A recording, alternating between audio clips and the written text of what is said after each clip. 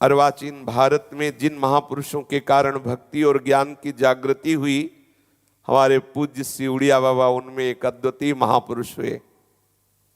सच्ची कहते हैं, बहुत ही अद्वितीय विभूति, बहुत ही अद्वितीय विभूति।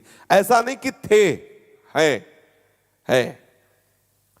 जब हम तदात्म भाव उनके चरणों में पूर्ण तन्मयता पूर्वक, तो आप में ही अनुभव होने लगेगा कि वो आ गए, वो स्वरूप में ही अनुभव कराने लगेंगे। आपको ऐसा नहीं अनुभव होगा कि बाबा थे, नहीं है, अब भी है, इसी समय है। साक्षात ब्रह्म मूर्ति। कैसा अद्भुत वैराग्य, कैसा अद्भुत ज्ञान, कैसी अद्भुत निष्ठा।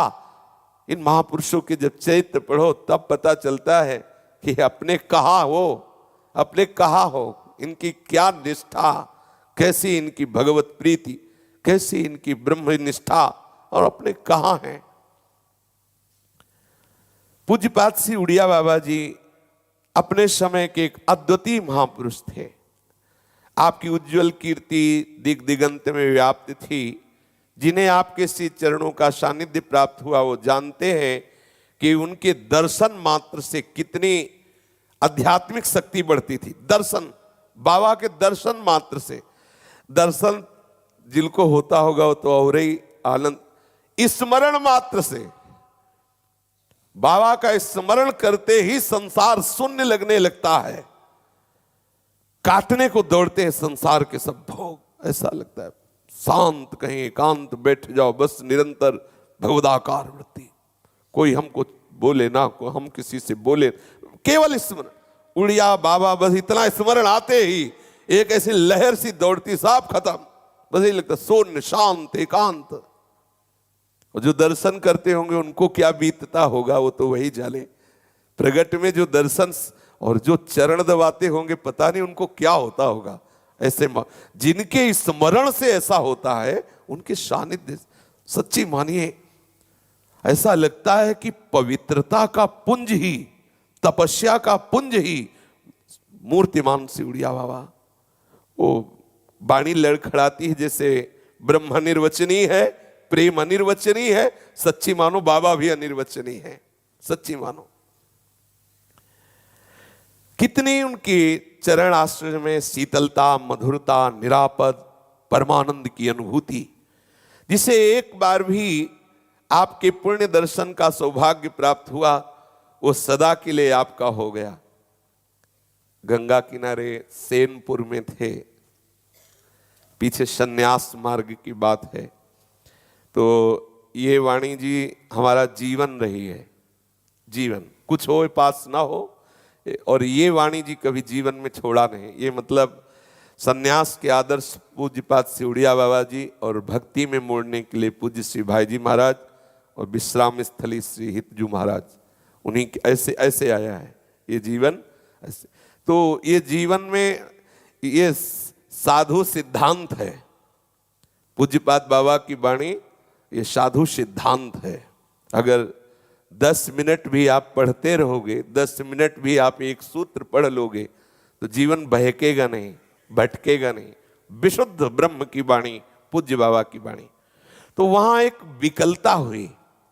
यद्यपि ये सब बातें कहने में नहीं आती, पर वो अशोक का वन था। सेनपुर जो है बहुत बड़ा जंगल है, पूज्य स्वामी श्री मग्नानंद जी महाराज की तप स्थली है। दिन में ऐसे ही सांप, बिच्छू, बिच्छखापर, खरगोश, नीलगाय, ये अब भी है। कोई थोड़ी की बहुत पुरातन बात थोड़ी है, 30 वर्ष 35 वर्ष पहले की बात होगी। एकदम लगन लगी कि अब एकदम एकांत स्थल रहता गंगा जी, और वहां आश्रम में 24 घंटे में 2 रोटी और अरहर की इतनी दाल, 12 महीना कोई सब्जी नहीं, कोई कुछ नहीं, 2 रोटी मोटी मोटी और अरहर की दाल आश्रम की तरफ से मिलती। और सब वीतराग महापुरुष वहां रहते, 10-5 जो साधक, सब परम बैरागी, कुछ नहीं, कोई भी नहीं, गुड़ भी मीठे में नहीं, कुछ नहीं, केवल 2 रोटी, इतनी अरहर की दाल, बस 24 घंटे में। अब भजन ही भजन, न वहां व्यक्ति है, न वहां कोई समाज है, गांव से बहुत दूर गंगा का किनारा।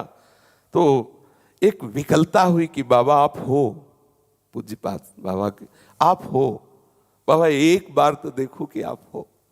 भारी विकलता तो आपको सच्ची कहते हैं। दिखाई दिए कमंडल लिए हुए गंगा की रेती से, मस्त गजेंद्र की चाल से आ रहे और लहराता हुआ गेरुआ वस्त्र और ऐसे खुले हुए दांत, कमंडल लिए हुए एक लौकी का कमंडल, वो मस्ती ब्रह्मानंद की छकी हुई मस्ती। बाबा ऐसे गंगा की रेत से चले आ रहे हैं। ऐसा ये महापुरुष अब भी है, ये ब्रह्म स्वरूप है। यदि आपके हृदय में विकलता हो जाए तो आपको अभी साक्षात्कार हो जाए। इनका साक्षात्कार मतलब भगवत साक्षात्कार। आपके दर्शन बड़े सौभाग्य से किसी को जिसको भी हुए तो अध्यात्म की ऊंचाई पे चढ़ गया। सच्ची मानिए, अमोघश्च, बड़े अद्भुत। मतलब अब वो हृदय की होती है ना गति। जहां बाबा विराजमान हुआ दूसरा कोई नहीं आज तक। जहां बाबा है दूसरा कोई नहीं है। बहुत प्यार, बहुत महिमा, अपार महिमा। और सब जगह सर्वत्र इनकी पहुंच है। ये ऐसे नहीं कि ज्ञान मार्ग से सिद्ध हुए महापुरुष, केवल इतना ही नहीं है, सर्वत्र पहुंच है, सर्वत्र। बाबा को साक्षात प्रिया प्रीतम ने अपने कर कमल से भोग पवाया। प्रिया प्रीतम ही लाए वृंदावन बाबा को। बहुत महिमा में महापुरुष। आपके मुखारविंद से करुणा टपकती थी। आपकी वाणी में बड़ी मधुरता, सुजानता, तत्वनिष्ठा, समता, शांति, स्थिरता, सरलता, जितेंद्रियता, प्रसन्नता, उदासीनता, असंगता आदि। इस विषम माया से अगर कोई मुक्त हो सका है तो इन्हीं महापुरुषों के दुलार से। नहीं, इतनी प्रबल भगवती माया का आकर्षण है कि कोई इस त्रिगुण माया पर विजय प्राप्त कर सके, ऐसे गुरुजनों की कृपा प्रसाद से, ऐसे भगवत स्वरूप महात्माओं की कृपा भीनी दृष्टि से वो आत्मबल बढ़ता है। जीव में स्वाभाविक राग रहित होने की उत्कंठा जागृत हो जाती है। सच्ची मानिए, रोम रोम से वैराग्य टपकता है। बाबा के रोम रोम से वैराग्य, बाबा की मुस्कुराहट से ब्रह्मानंद की अनुभूति टपकती है। बाबा की दृष्टि से जीव को निस्तरण होने की सामर्थ्य प्राप्त होती है। कृपा बरसती है बाबा के नेत्रों से। आपके संसर्ग में जो भी व्यक्ति आए उनमें प्रत्येक को ऐसा जान पड़ता था कि महाराज जी सबसे अधिक हमें प्यार करते हैं। विशेष अवसरों पर आपके पास सैकड़ों हजारों भक्तों की भीड़ होती, पर उन हजारों में से कोई भी एक ऐसा नहीं होता जिससे आप ये ना पूछते हो कि आप कैसे हो। सबसे मिलना, सबसे पूछना, सबको ऐसा महसूस होता था कि बाबा सबसे ज्यादा हमको प्यार करते हैं। आपके शरीर, वाणी, नेत्र, मुस्कान और झिड़कन में भी एक ऐसी माधुरी थी जो प्रत्येक व्यक्ति के हृदय में बस जाती थी। आपके द्वारा केवल भावुक भक्तों का ही उपकार नहीं हुआ, प्रत्युत तत्व जिज्ञासुओं की ज्ञान पिपासा भी पूर्णतया शांत होती। आपकी सी तत्व निरूपण की शैली अत्यंत दुर्लभ, अद्वितीय। बाबा काशी मिश्र जी का नाम महाप्रभु चैतन्य देव जी की लीला में आता है। चैतन्य महाप्रभु जो जगन्नाथपुरी में, तो वहां काशी मिश्र की चर्चा आती है। बाबा उन्हीं के वंशज हैं, उन्हीं के वंश में प्रकट हुए। आपके पूर्वज काशी मिश्र वैष्णव थे। पीछे आपसे 7-8 पीढ़ी पूर्व आपके पूर्वज काली के उपासक हो गए। उन पर मां काली की बड़ी कृपा थी। मां ने उन्हें प्रत्यक्ष दर्शन देकर सर्वदा उनके कुल में रहने का वर दिया था। तब से वे ही इस कुल की इष्ट देवी हो गई थी। कहते हैं एक बार आपके प्रपितामह काली मंत्र क्रीम जप रहे थे। जपते जपते कृष्ण मंत्र क्लीम जपने लगे, क्रीम और क्लीम। तो उसी समय उन ऐसा लगा कि मां ने एक प्रेम भरी चपत ऐसे लगाई तो उनका मुख टेढ़ा हो गया और जन्म भर ऐसा टेढ़ा ही रहा। उन्हीं के पुत्र वासुदेव मिश्र आपके पितामह हुए। उनके 3 पुत्र और 3 पुत्रियां थीं, चक्रधर मिश्र, रूपा देवी, प्रभाकर मिश्र, रमा देवी, वैद्यनाथ मिश्र और कमला देवी। इनमें सबसे छोटे भाई पंडित वैद्यनाथ मिश्र आप पूज्य पादुड़िया बाबा के पिताजी के सौभाग्य पद पर स्थित हुए। बाबा का जन्म भाद्रपद कृष्णा 7 संवत 1932 विक्रम को मध्याह्न के समय हुआ। उस दिन आपके यहाँ श्री कृष्ण जन्माष्टमी का उत्सव था। घर में प्रथम पुत्र का जन्म होने के कारण सभी को बड़ा आनंद हुआ, किंतु विधाता का विधान दूसरा ही था। आपकी माता लक्ष्मी देवी पर प्रसूति रोग का आक्रमण हुआ और तीसरे दिन ही पधार गई और आप मातृहीन हो गए। जन्म के तीसरे दिन मां पधार गई।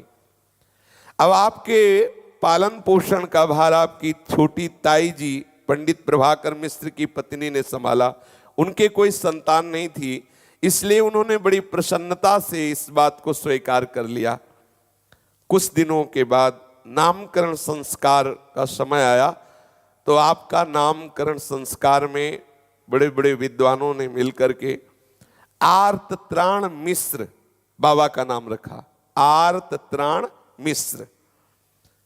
बचपन में एक बड़ी विलक्षणता बाबा की थी कि जहां इनको जो लेटा देता बस वैसे ही लेटे रहते, मतलब समाधि भाव। बचपन में ही पूज्य पादुड़िया बाबा जी स्वभाव में बड़ी विचित्रता थी। आपके स्वभाव में चपलता तो नाम मात्र की भी नहीं थी। जहां जैसे बैठाल दो वैसे ही बैठे रहना, जहां डाल दो वैसे ही पड़े रहना, स्वाभाविक। खेल कूद तो कभी बाबा को कोई करते देखा ही नहीं, मतलब बच्चा में जैसे चंचलता चपलता ऐसे। प्रायः जब देखो तब नेत्र मूंदे हुए बाल्यावस्था से रहते और कभी रोते हुए बाबा को नहीं देखा। बचपन में जब कोई पीटता डांटता कोई प्रतिकार नहीं, कोई रोना धोना नहीं, चुप शांत गंभीर, ऐसे शुरू से। आपकी इस मुनि वृत्ति से सभी परिवार के लोग बड़े आश्चर्यचकित थे। ना हंसना, ना खेलना, ना रोना। जहां बैठाल दो बैठे रहना, जहां लिटा दो लिटा दिया वैसे लेटे हुए। कुल प्रथा के अनुसार 4 वर्ष 4 महीना 4 दिन की आयु में आपका यज्ञोपवीत संस्कार हुआ। 4 वर्ष 4 महीना 4 दिन की आयु में आपका यज्ञोपवीत संस्कार हुआ। पहले घर पर ही एक विद्वान जोशी के द्वारा आपको प्रारंभिक शिक्षा दी गई और घर में ही आपको 12 वर्ष तक शिक्षा दी गई। उड़िया भाषा, गणित, संस्कृत, ये सब घर में ही विद्वान बुलाए जाते और वो इनको पढ़ाते। आप कृष्ण शरीर के थे, इसीलिए गुरुजन लोग, परिवार के जन बहुत दुलार करते और जो शिक्षा देने आते उनसे कहते कि ज्यादा पढ़ाई का भार मत डालना। तथापि आप किसी अन्य विचार में मगन रहते, छोटी अवस्था में भी। ऐसा लगता कि पढ़ते समय, घर में रहते समय भी यहां है नहीं, कहीं खोए रहते। एक दिन घर वालों से बिना कुछ कहे एक भड्डरी के लड़के के साथ घर से चल पड़े। बालेश्वर होते हुए मयूरभंज पहुंचे। 12 वर्ष की आयु, घर से निकल पड़े। इस अल्पायु में इस कोटि का साहस आपके स्वभाव की स्वाधीनता और असंगता को ही सूचित करता है। मयूरभंज की पाठशाला में आपके पिताजी के एक परिचित पद्मनाभाचार्य नाम के पंडित थे।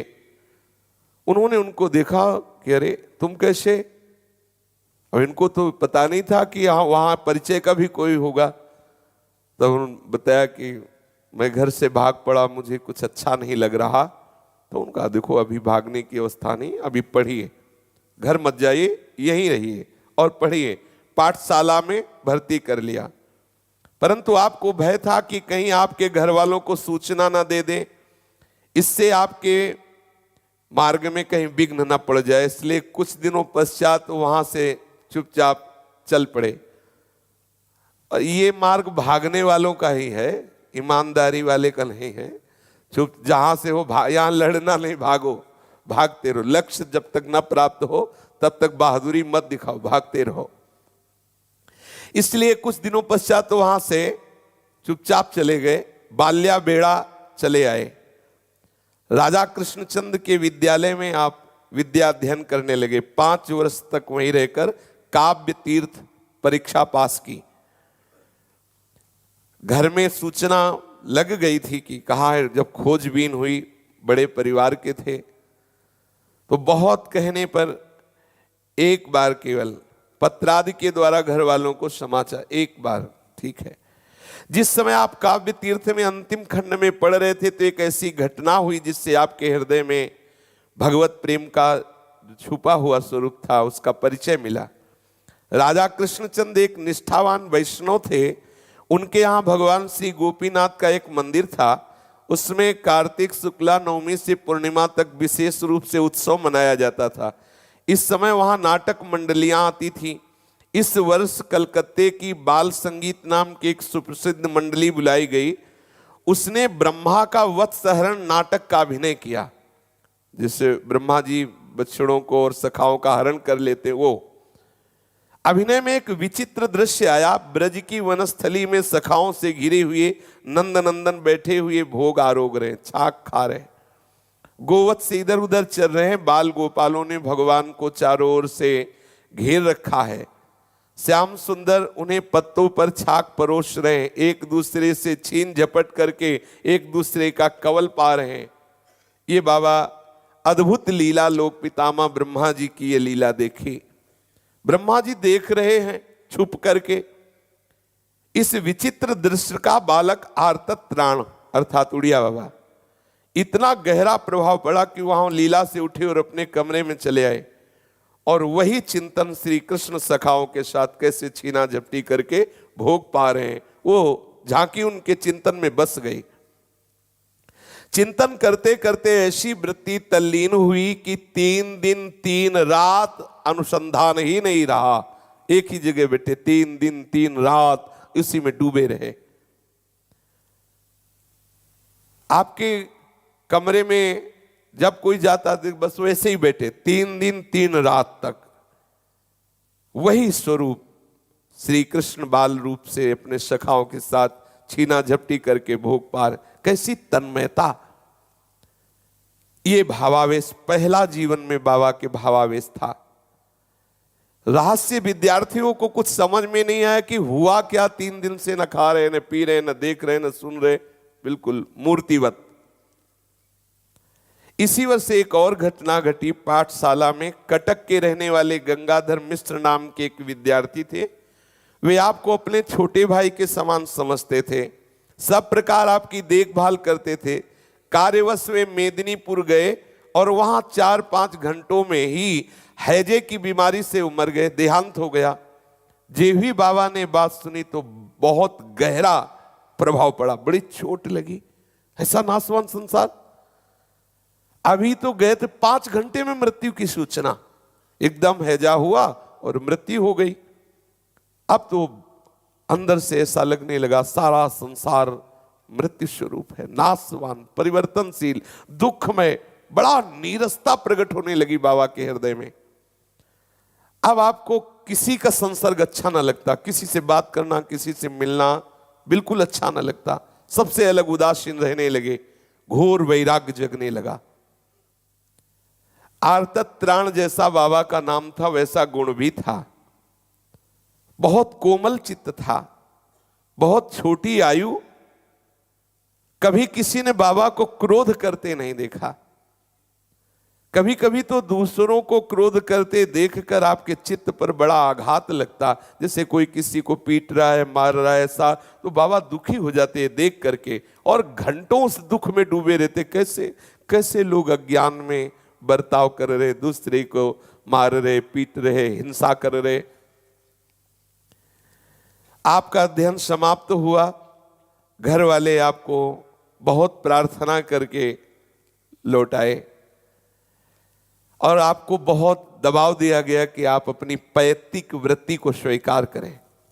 कुल परंपरागत आचार्य कोटि का कुल है, उसी कोटि से आप व्यवहार कीजिए। एक बार बड़ा भयंकर दुर्भिक्ष पड़ा। बाबा लोगों को भूखे मरते देखकर, इधर उधर भटकते देखकर के उनका हृदय बहुत दुखी हुआ। क्या करूं, कोई दुख को प्राप्त न हो, ऐसा क्या उपाय करूं। इतना द्रव्य तो था नहीं कि पूरे देश का वो बुभुक्षाग्नि शांत कर सके। आपने विचार किया कि मैं ऐसी तपस्या करूं जैसे द्रौपदी को बटलोई मिली थी ना, कि जितने को पवाओ पवाओ, जब तक द्रौपदी नहीं पाएंगी तब तक खाली नहीं होगी। मैं ऐसा कोई तपस्या के द्वारा बटलोई प्राप्त करूंगा और सबको पवाऊंगा बाल्यावस्था में। अंत में चैत्र शुक्ला 5 संवत 1951 की रात्रि आई। उस समय आप किसी से बिना कुछ कहे धोती लोटा और 11 रुपए लिए और भाग पड़े घर से। कोई रोक ही नहीं सकता, कितना भी लाओ, कितना भी बैठा लो, लेकिन जिनको उद्देश्य उस महान भूमानंद में डूबने का है, वो अल्प सुखों में कभी रुकते नहीं, कभी घेरे में नहीं रुकते। घर से निकल पड़े। हृदय में था कि ऐसी तपस्या करूंगा कि एक बटलोई प्राप्त करूंगा और सबको उसी से भोजन पाओ, कोई भी भूखा न। देखो संतों के हृदय के बालक है अभी, एक धोती और एक लोटा और 11 रुपया घर से लेकर बाबा भाग पड़े। मंत्र सिद्धि के लिए आपको लगा कि कामाक्षा देवी का आश्रय लें, कामाख्या, और वहां जाकर अनुष्ठान करें और फिर बटलोई प्राप्त करें। ऐसा कलकत्ता गोवालंदी में ठहर कर आप गुवाहाटी पहुंचे, तब तक आपके पास 2.5 रुपया बचा था, शेष खर्चा हो गया था। अनुष्ठान करने के लिए वहां एक बंगाली तांत्रिक से मिले, उनसे आपका बड़ा लगाव हुआ और उसकी सलाह से, उसके उपदेश से आप वन दुर्गा के मंत्र का अनुष्ठान प्रारंभ किया। अनुष्ठान सुचारू रूप से चलने लगा। उसमें कुछ सफलता के चिन्ह भी प्रतीत हुए।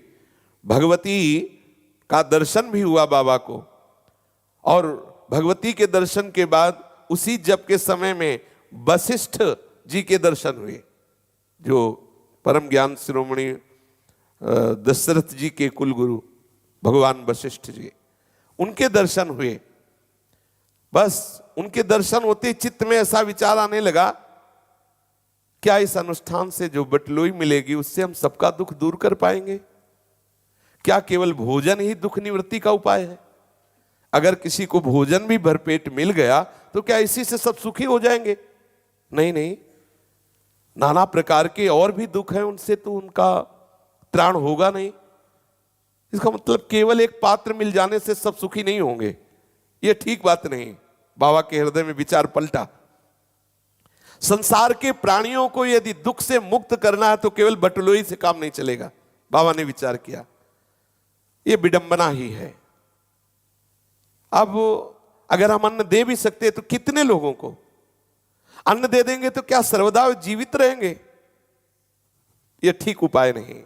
छोड़ दिया संकल्प बटलोई प्राप्ति का। पर इस अनुष्ठान से बड़े 2 लाभ हुए, अंबाजी के दर्शन और वशिष्ठ जी के दर्शन। अब इन्होंने पूर्णगिरी नाम के एक महात्मा से भगवान शंकराचार्य जी द्वारा रचित विवेक चूड़ामणि का श्रवण किया। उन्होंने इनको सुनाया विवेक चूड़ामणि। बस विवेक चूड़ामणि सुनते आग लग गई स्वरूप बोध की। कैसे मैं अपने आत्म स्वरूप में स्थित हूं। आपने अनुष्ठान सब छोड़ दिए, सिद्धि प्राप्त करने की और थोड़ा थोड़ा चित्त आकर्षित था, बकाया उदासीनता आ गई। यह था कि मतलब साधारण जीवन नहीं, ये महापुरुषों में होता है, वो छोटे सुखों में टिकते नहीं। एक हृदय में कुछ ऐसी स्थिति, कुछ ऐसी सिद्धि जो संतोषजनक हो। गुवाहाटी से काशी जाने का विचार किया और कुछ दिन मयूरभंज में ठहर कर आप काशी पहुंचे। इस प्रांत में आपकी प्रथम यात्रा थी। यहां ना तो कोई आपका परिचित था, ना गांठ में पैसा था। इधर की भाषा भी नहीं समझते थे क्योंकि उड़िया भाषा जानते थे। अपनी बात किसी को समझा नहीं सकते थे और बड़ा भोला स्वरूप था। दांत ऐसे बाहर निकले हुए थे तो बहुत ही भोला स्वरूप बाबा का था। अब किसी को कुछ बोल नहीं सकते, समझा नहीं सकते अपनी बात, तो वहां की बात समझ नहीं सकते थे। बस भरोसा था तो अन्नपूर्णा का। सुना था कि काशी में अन्नपूर्णा भूखी नहीं रखती किसी को। अतः आप अन्नपूर्णा विश्वनाथ जी के दर्शन कर मणिकर्णिका घाट पर एक खाली गुफा में बैठ गए। ये है ब्रह्मबोध सेंटर। जो काशी के घाट हैं, ये यहां पढ़ाई होती ब्रह्मबोध की। और जो ये जुगल घाट, केसी घाट, ये घाट है ना यहां होती है निकुंज की पढ़ाई, प्रिया प्रीतम के प्रेम रस की। बस मणिकर्णिका घाट की एक खाली गुफा में बैठ गए और निश्चय किया, मैं किसी से कुछ भी नहीं मांगूंगा।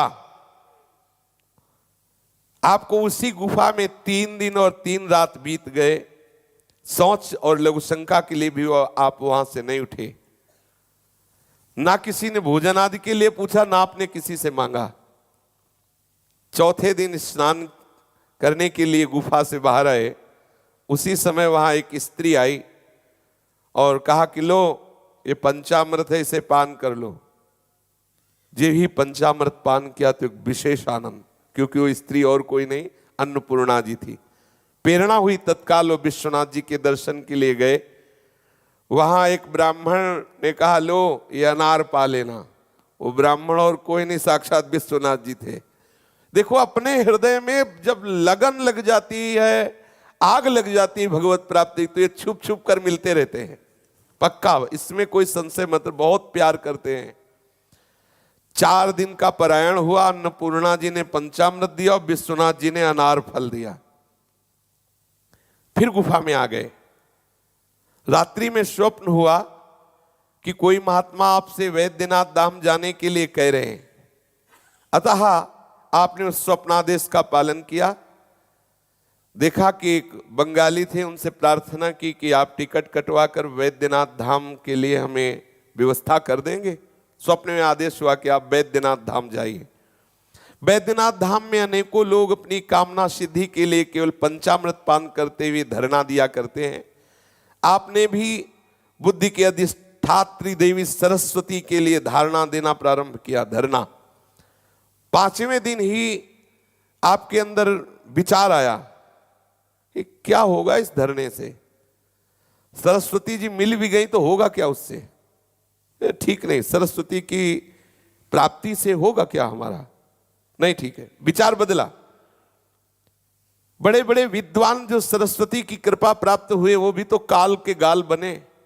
क्या क्या होगा सरस्वती की सिद्धि से, ठीक नहीं है ये सोच करके आप उससे भी उदासीन। ये भगवत कृपा ऐसी होती, कहीं चैन नहीं लेने देती, कहीं चैन नहीं। वो कहीं भी विश्राम पाना चाहे तो नहीं, आग लगा दे, बढ़ता ही चला जाता है उपासक।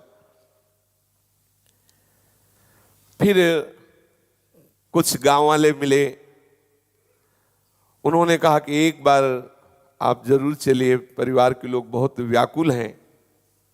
तो आप एक बार, सबके कहने से फिर लौट आए। घर वालों को बड़ी प्रसन्नता हुई आपके दर्शन से, परंतु आपका हृदय फिर व्याकुल।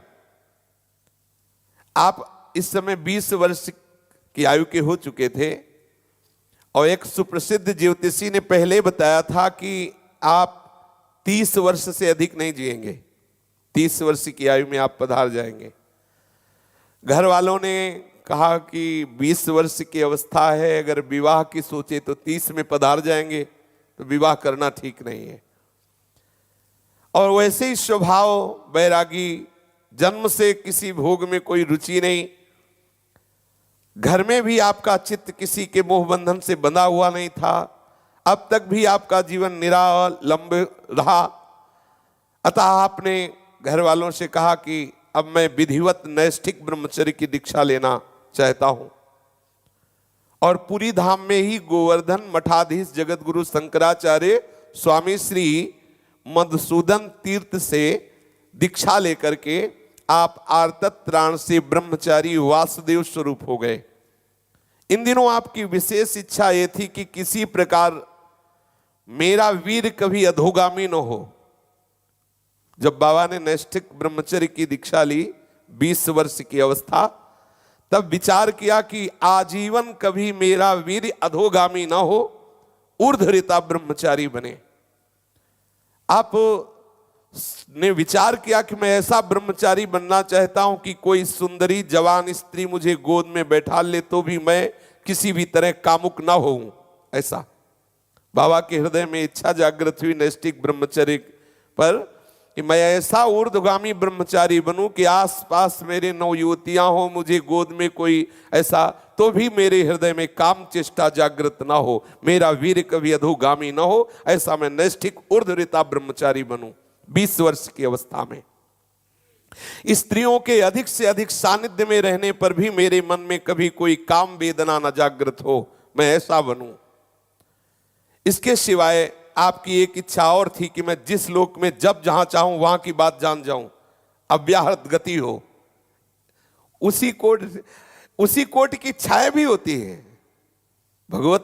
जो भागवतिक महापुरुष होते उनकी इच्छा भी उसी कोटि हो। बाबा की 2 इच्छाएं नैष्ठिक ब्रह्मचर्य का व्रत लेते हुई, मेरी अव्याहत गति हो, कोई मुझे बाधा न पहुंचा, जहां चाहूं वहां की बात जान जाऊं, और चाहे जितनी सुंदरियां स्त्रियां हों उनके बीच में रहने पर भी हमें कभी काम न सताए, कभी हमारे हृदय में कोई वेदना जागृत ना हो। कितनी महिमामयी बात है।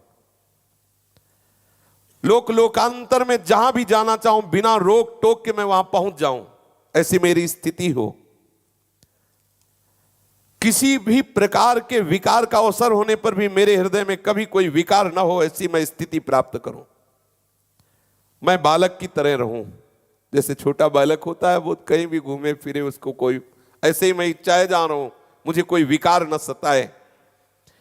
यदि मेरा चित्त निर्विकार होगा तो ही मुझे संतोष होगा। अगर कभी विकार जागृत हो गया तो मेरा जीवन व्यर्थ है। जागृत हो गया विकार, क्रिया की बात है तो विकार जागृत 20 वर्ष की अवस्था में।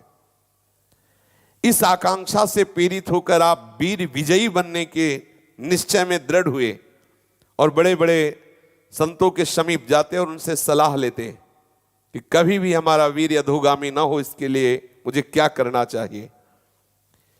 इन्हीं दिनों हृदय में खोज हुई, कोई सिद्ध महापुरुष मुझे मिले जो मेरे मन के प्रश्नों का उत्तर दे सके। इसलिए आप मठ छोड़कर बंगाल के मेमन सिंह, ढाका, वारिशाल, ग्वालपाड़ा आदि कई जिलों में घूमते रहे, परंतु कहीं कोई ऐसा महात्मा नजर नहीं आया जिसके प्रति आपका आत्मसमर्पण पूर्ण हो जाए। अंत में बड़पेटा पहुंचे। यहां भगवान कालीकांत श्री कृष्ण का एक सुप्रसिद्ध मंदिर है। शहर के पास एक शिवालय था। उसके महंत एक ब्रह्मचारी थे जो बहुत समय से बीमार थे। बाबा ने विचार किया बहुत बढ़िया अवसर है सेवा का, इसलिए बाबा वहां रहकर खूब सेवा उनकी की। कुछ दिनों बाद उनका देहांत हो गया। बाबा को बहुत आनंद मिला जब उनकी सेवा करते हुए उनका शरीर पूरा हो गया। बाबा को बहुत सुख मिला।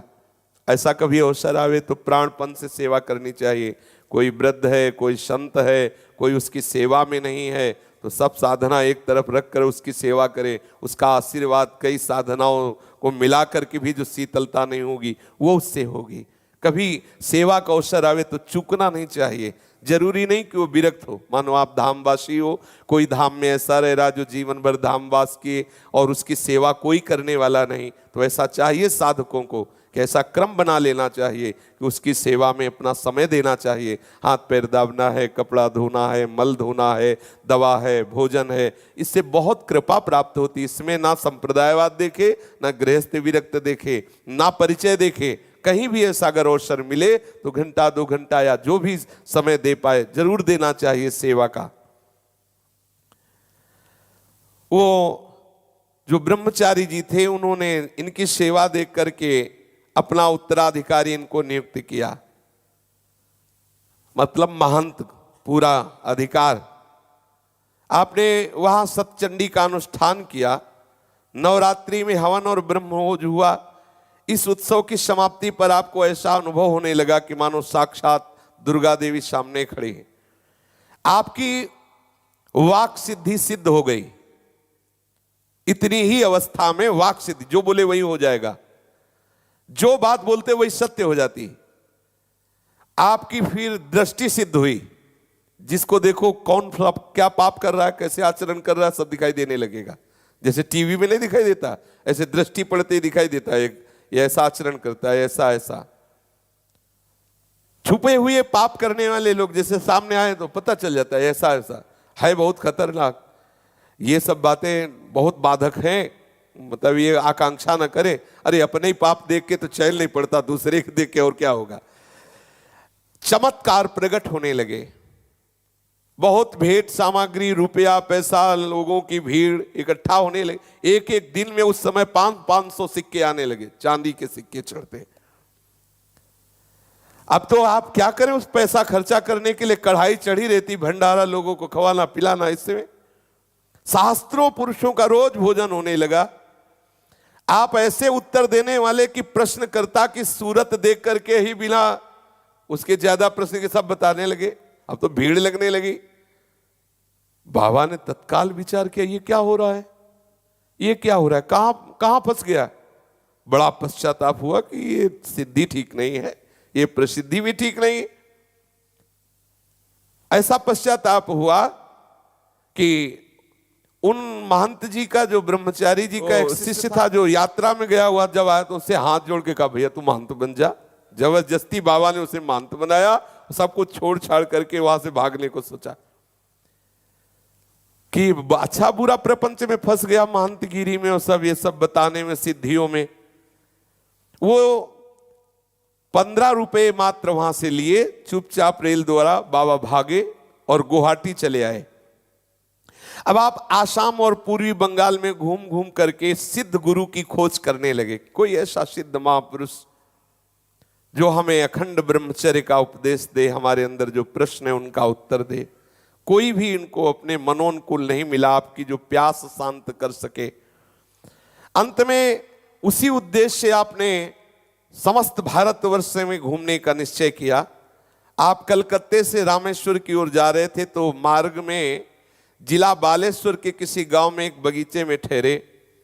अकस्मात रात्रि में बगीचे के सामने वाले मकान में आग लग गई।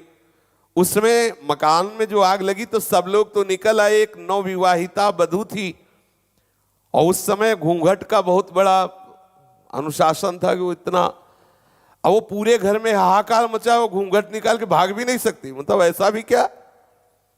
अब वो आग में तब तक घिर गई, सभी लोग बाहर से चिल्ला रहे थे, कोई आग में कूदकर निकालने की हिम्मत नहीं।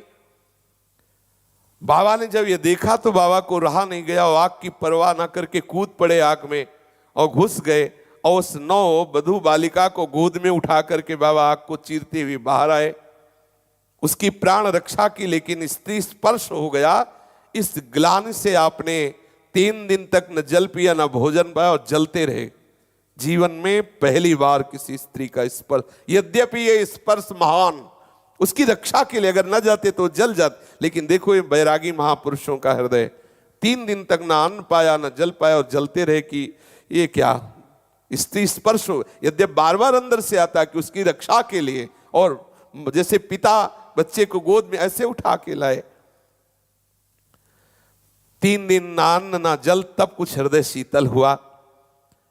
आप कई महात्माओं से मिले, रामेश्वर, द्वारिका, उज्जैन, हरिद्वार, ऐसे घूमते रहे, पर बाबा को जैसा चाहिए था वैसा कहीं भी उनको मनोनुकूल वो महापुरुष जिसकी खोज कर रहे थे वो नहीं मिला।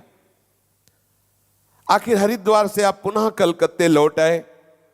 सन 1908 की बात है।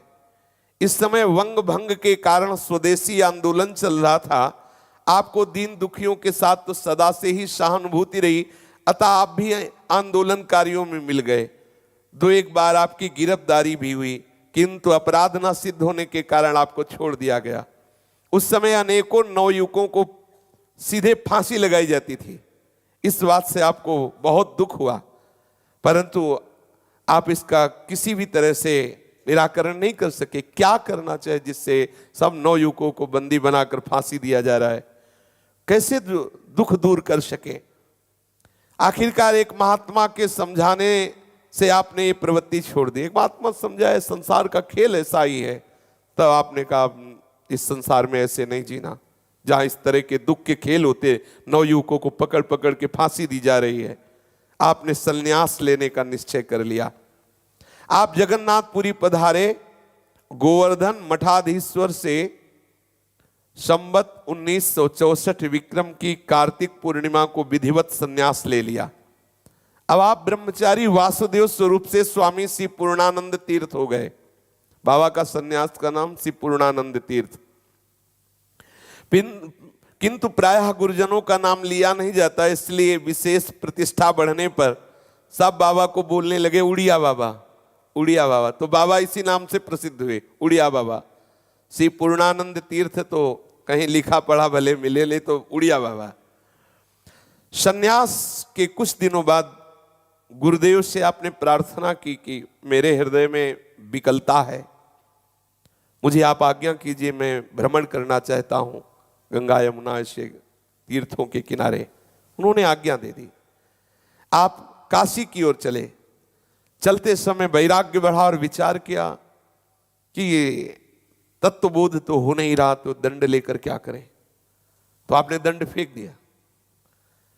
फिर आप रेल में बैठे, काशी को जा रहे थे। मार्ग में एक स्थान पर गाड़ी बदलनी चाहिए थी, परंतु आपको कुछ ध्यान रहा नहीं। काशी का टिकट लिए हुए आप छपरा पहुंच गए। ये देखकर टिकट चेक करने वाला एक परिकर आया, बाबा से कहा टिकट, तो बाबा ने टिकट दिखा दिया। अब जाना था काशी, वो पहुंच गए छपरा, टिकट थी नहीं। और एकदम सीधा सरल स्वभाव, एकदम सन्यासी, लाल कपड़ा पहने और ऐसे बिल्कुल सीधे सा थप्पड़ मारे बाबा के। उससे जो अधिकारी चेक करने वाले थे, बाबा को थप्पड़ मारा और गाड़ी से नीचे उतार दिया। बाबा नीचे उतरे और विचार किया कि गलती का समाधान कैसे हो। कोई छोटे मोटे संत तो है नहीं बाबा। बाबा ने निश्चय किया कि आज से शपथ लेता हूं कभी किसी सवारी पे ही नहीं चढ़ूंगा। बाबा को वो जो अधिकारी चेक करने वाले थे, उनको बेचारे दुर्भाग्य, उनका क्या जाने कि वो क्या करने जा रहे हैं। ऐसे वीतराग परमहंस महापुरुष के उन्होंने थप्पड़ मारे। भगवान बुद्ध को जैसे एक शव देखने से वैराग्य हो गया था, एक सुकुमार राजकुमार से कठोर तपस्वी बना दिया उस शव ने। गोस्वामी तुलसीदास जी को उनकी पत्नी की एक थोड़ी सी बात ने रामचरण अनुरागी बना दिया। जैसा मेरे शरीर से प्यार करते हो, ऐसा राम जी से प्यार करते थे, तुम परम मंगल स्वरूप हो जाते। ऐसे ही बाबा को उस सरकारी ऑफिसर, क्या टीटी जो भी, वो तो पीटी है, टीटी पीटी क्या, कितना बड़ा अपराध, मतलब इतने बड़े महापुरुष को थप्पड़ मार दिया। भगवान लीला करते रहते हैं। बाबा ने आजीवन कभी किसी सवारी पर नहीं चढ़ेंगे ऐसी प्रतिज्ञा कर ली। अनेकों बार ऐसी अवसर आए जिसमें सवारी पर बैठना अनिवार्य हुआ, पर बाबा कभी सवारी पर नहीं बैठे। जो संकल्प किया, दृढ़ता पूर्वक नियम का पालन किया। सब कार्यों को संभालते हुए सब जगह जाने का भी नियम, जाना है 50 कोस जाना है तो पैदल ही जाना है। आजीवन बाबा ने निर्वाह किया, कभी किसी सवारी पर नहीं बैठे। वो अंतिम लीला में फिर हरि बाबा के बांध के, उसमें आनंदमयी माता और हरि बाबा जब बहुत जोर किए कि बाबा स्वास्थ्य खराब, जो वृद्ध शरीर, और बाबा कल उत्सव में नहीं जाओगे तो बंद उत्सव। बाबा कुछ नहीं बोले। आनंदमयी माता ने कहा क्यों चिंता करते हो। हरि बाबा से कहा ये तो औढरदानी शिव हैं, थोड़ी देर में बदल जाएंगे, आप बैठो। थोड़ी देर में ही बाबा बोले आनंदमयी माता को बुलाओ, कार मंगाओ, चलते हैं। जीवन भर नहीं बैठे, लेकिन बाबा हरि बाबा के कारण कि उत्सव बंद ना हो, कार में बैठे हरि बाबा से पहले बांध पहुंच गए। बाबा ने इस प्रतिज्ञा का जीवन भर निर्वाह किया। छपरा से कई स्थानों में होते हुए आप काशी पहुंचे। बीच में गोमती तट के एक स्थान में जो राजभार स्टेशन के समीप है, वहां कुछ दिन आपने सेवा संभाली, परंतु फिर वहां से भी विरक्त हुए और आगे बढ़े। काशी पहुंचने पर आपके चित्त की विचित्र अवस्था हो गई।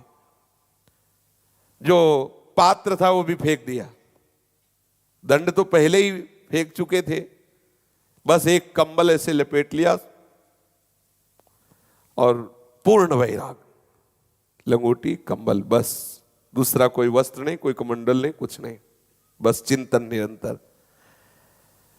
अब आपने बस एक कोई ऐसा महापुरुष मिल जाए जो मुझे संतोष प्रदान करे, भारी व्याकुलता, बड़ा संतोष चित्त में, ये संतोष बहुत आवश्यक है। अभाव, भगवत मिलन का अभाव, मेरा हृदय जलने लगे, ये जरूरी, यही हमारी समस्त वासनाओं को भस्म करता है। असंतोष, ये अभाव, ये भूख, ये लालसा, कुछ वहां उपदेश काम नहीं करता। चातुर्मास समीप था, अतः एक महात्मा के कहने से आप काशी से 4 कोस पश्चिम की ओर एक गांव में चले गए। वहां कुछ महात्मा रहते थे, उनके साथ ही आपने चातुर्मास किया। वह आपसे कुछ वेदांत चर्चा चलती रही। उन दिनों संतों के सत्संग से आपको उपनिषद, ब्रह्मसूत्र, गीता, योग वासिष्ठ आदि वेदांत ग्रंथ सुनने का अवसर मिला। सुनना क्या था, और जिज्ञासाग्नि बढ़ गई, और आग और जलन बढ़ गई। अब तो कुछ भी अच्छा न लगे, जीना भी भार लगने लगा। ये है खास बात, ये है। आहा, अहो भाग्य है जिनके हृदय में ऐसी मुमुक्षता, ऐसी जिज्ञासा, ऐसी भगवत मिलन की चाह। हृदय जल रहा है, कैसे शांत हो, किस प्रकार परमार्थ सत्य वस्तु में स्थित हो जाए, कैसे इस प्रपंच का बाध करें, ये संसार रूपी जेल कैसे मुक्त हो, यही बात आ जाती। ये शरीर रूपी जेल से कैसे मुक्त हो, कैसे प्रपंच की गुत्थी सुलझे, ये ग्रंथों में देखने से बात समझ में नहीं आ रही। स्थिति देखो, अपने लोग जीने के लिए राजी हैं, ये महापुरुष जन स्थिति के लिए, वो स्थिति आनी चाहिए, मेरे अंदर स्थिति आनी चाहिए। कोई भी विकार मुझे परेशान नहीं कर रहा, कोई भी द्वंद्व मुझे परास्त नहीं कर रहा, मृत्यु का कोई भय नहीं रहा, सच्चिदानंद का अनुभव, स्थिति चाहिए, केवल बातें नहीं। बातें सुनने से जितना आनंद का अनुभव हो रहा है, वो 1 सेकंड में विषय हरण कर लेगा उस आनंद को। हमें चाहिए स्थिति, और उसके लिए चाहिए जलन, अशांति, असंतोष, व्याकुलता। चित्त जल रहा है, जब तक प्रभु नहीं मिलेंगे तब तक। कबहु न पायो चैन, दरस बिन दुख न लागे नैन। ये भगवत कृपा पात्र जनों का हृदय ऐसा ही जलता है, कोई दूसरा उपाय नहीं दिख रहा। सत्संग ने आपको परमार्थ की खोज में और बढ़ा दिया, और प्रबल विकलता। चातुर्मास समाप्त होते ही आपने गंगा जी का किनारा पकड़ा, और किनारे ये सिद्ध महापुरुषों का जीटी रोड है, गंगा जी का किनारा। एक से एक महापुरुष जब गंगा जी की प्रदक्षिणा कर रहे थे, एक से एक, सच्ची मानिए, वीतराग परमहंसों का क्षेत्र है गंगा का किनारा, एक से एक महान बैरागी। ये यमुना जी का जो तट है प्रेमियों का है, वो ज्ञानियों का है, योगियों का है, वेदांतदर्शी महामुनियों का है वो क्षेत्र। परमार्थ की प्राप्ति की भारी उत्कंठा, भारी बेचैनी। कभी कभी मील 2 मील चल करके बस ऐसे पड़े रहते रेत में, न भिक्षा न पानी, न एक विकलता। बलिहारी है इस विकलता की, किसी भाग्यशाली उपासक को मिलती है। 5-6 बांस प्रयाग पहुंचने में लगे, भारी विकल, जलते हुए। क्या करें? वहां दारागंज के पास एक स्थान देखा, खंडहर शाह मंदिर के पीछे एक छोटी सी कुटी, बहुत गंदा स्थान, कोई आ नहीं रहा, कोई जा नहीं रहा। आप वहां गए, उस कुटी में आसन लगा लिया, भीतर से वो टूटे फूटे किवाड़ थे उनको बंद कर लिया। 3 दिन उसी में बंद रहे, न खाया न पिया, न सोच, न लघु शंका, फिर भी कोई अनुभव नहीं।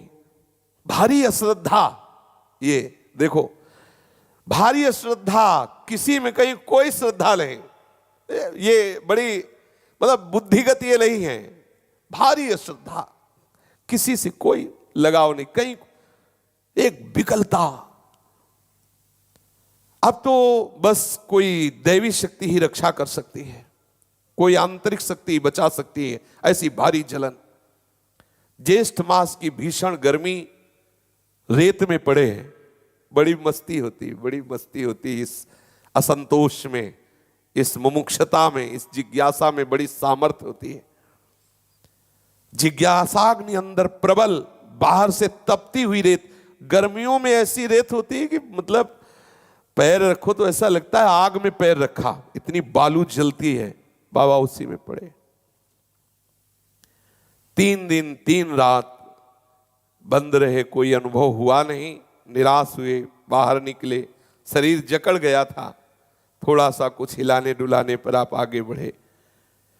रास्ते में जहां कोई महात्मा मिलते आप वहां जाते। कोई श्रद्धा रहने गई थी, इतनी प्रबल जिज्ञासा, कोई श्रद्धा रहने गई और बैठते सुनते चल देते, क्योंकि सीधे इनको चाहिए अपने आंतरिक विश्राम की बात। वर्षा आरंभ हो गई, आपको बहुत कष्ट सहना पड़ा, परंतु आपके हृदय में जो आग जल रही थी वर्षा ने और बढ़ा दी।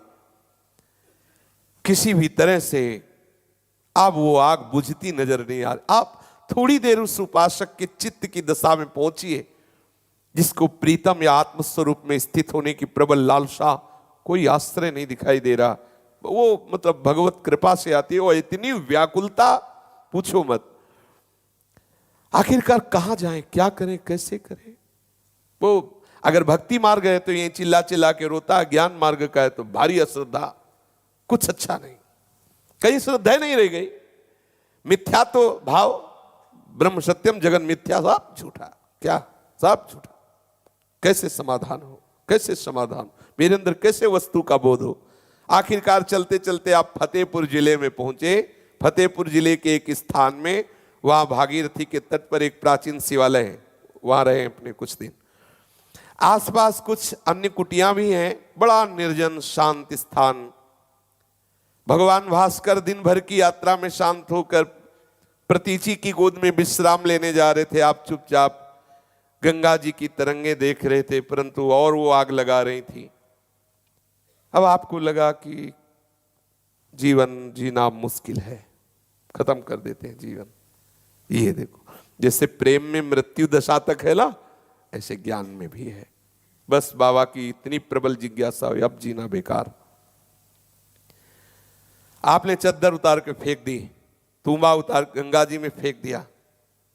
स्वयं कूदने के जब बारी आई तो फिर एक झटका सा लगा और विचार किया, क्या प्राण निकलने से, शरीर छोड़ने से तत्वबोध हो जाएगा? ये तो व्यर्थ की क्रिया है, क्या होगा इससे? इतना प्रबल मतलब जिज्ञासा है, मरने भी ले दिया। इतनी प्रबल जिज्ञास, ऐसे ही प्रेमी कोई मरता थोड़ी है, मरण दशा तक आता है। सोचने लगे क्या होगा मरने से, बहुत बार तो मर चुका हूं, क्या मरने से तत्वबोध हो जाएगा? अब क्या करें? अब गंगा जी की तरफ से दृष्टि हटी तो पीछे शिवालय, जंगल में शिवालय की तरफ चले। नास्तिकता चरम सीमा पे पहुंच चुकी थी। ये नास्तिकता नहीं, ये विचार की स्थिति, कुछ नहीं, सब झूठा, सब झूठा। जो वेदांत सूत्र है, ब्रह्म सत्यम जगन मिथ्या, अब नाटक है, सब झूठा। अब गए और शिवलिंग पर पैर रखा और डेहरी पे सर रखा, लेट गए। अब लेटे लेटे विचार कर रहे हैं, क्या करूं, कहां जाऊं, कैसे मेरा समाधान हो।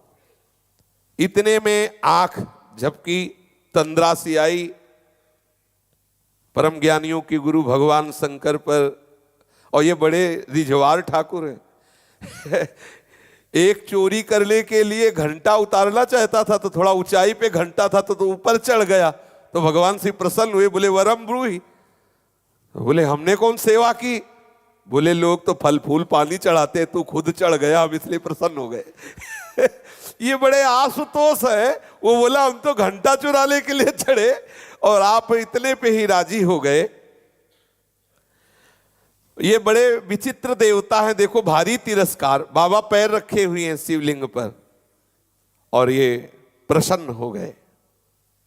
आपने देखा 2 परमहंस पधारे, भगवान नर नारायण, शरीर हष्ट पुष्ट, कांति दिव्य तेज प्रकट हो रहा है, तेजो में वो लाल वस्त्र धारण किए हुए हैं, उन्नत विशाल भाल पर सुंदर तिलक है, कंठ में माला धारण की, हाथ में कमंडल, नर नारायण साक्षात भवबंधन से मुक्त करने के लिए पधारे। देखो, जैसी प्रबल जिज्ञासा वैसे ही प्रबल जिज्ञासा शांत करने के लिए आज भी भगवान नर नारायण बद्रिकाश्रम में तपपरायण हैं। भगवान नर नारायण स्वयं पधारे बाबा को उपदेश देने के लिए। बाबा उन्हें देखते ही खड़े हो गए। सृष्टि तत्व के विषय में जो बाबा का प्रश्न था, बड़ा समाधान कारक उत्तर मिलने लगा। क्रम बड़ी देर तक चला, बाबा पूछते जाते, वो उत्तर देते जाते। धीरे धीरे सारे प्रश्नों का समाधान हो गया। बाबा को सिर्फ 2 श्लोक याद रहे।